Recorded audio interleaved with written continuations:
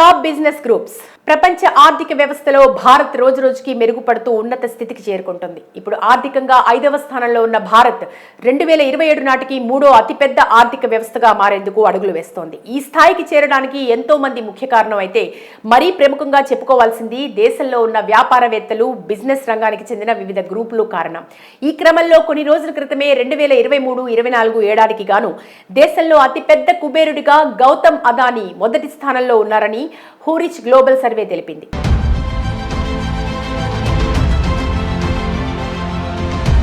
ఆ తర్వాత రెండో స్థానంలో ముఖేష్ అంబానీ ఉన్నారు.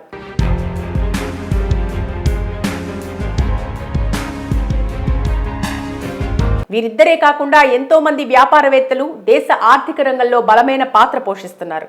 మరి చాలా సంవత్సరాల నుండి దేశ వ్యాపార రంగంలో ముఖ్య పాత్ర పోషిస్తున్న టాప్ 5 కంపెనీస్ ఏంటో ఇప్పుడు చూద్దాం. ముందుగా టాప్ 5 నుండి చూసుకుంటే 5వ స్థానంలో ఆదిత్య బిర్లా గ్రూప్ గురించి చెప్పాలి. దేశవ్యాప్తంగా ఈ బిజినెస్ గ్రూప్ ఎంత ఫేమసో ప్రత్యేకంగా చెప్పక్కర్లేదు. ప్రతి రాష్ట్రంలో వీరి వ్యాపారాలు ఉన్నాయి. అయితే ఈ బిర్లా గ్రూప్ మొదట 1919లో గన్సామ్ దాస్ బిర్లా జ్యూట్ మిల్ను స్థాపించారు. ఆ తర్వాత అతని వారసులు ఆదిత్య బిర్లా ఈ కంపెనీని 36 దేశాలకు విస్తరించారు.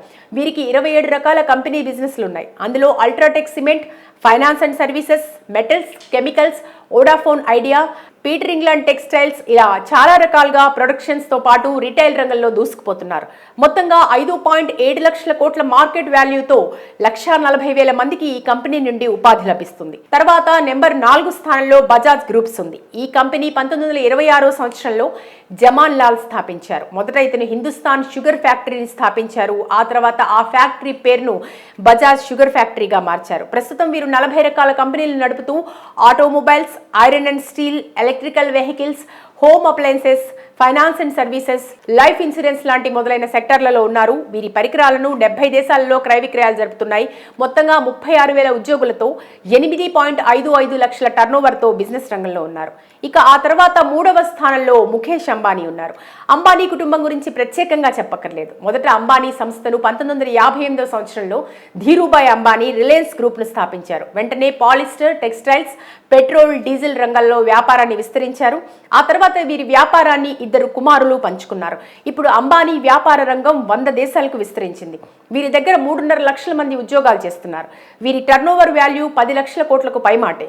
ఇక 2వ స్థానంలో గుజరాత్కి చెందిన గౌతమ్ అదానీ ఉన్నారు.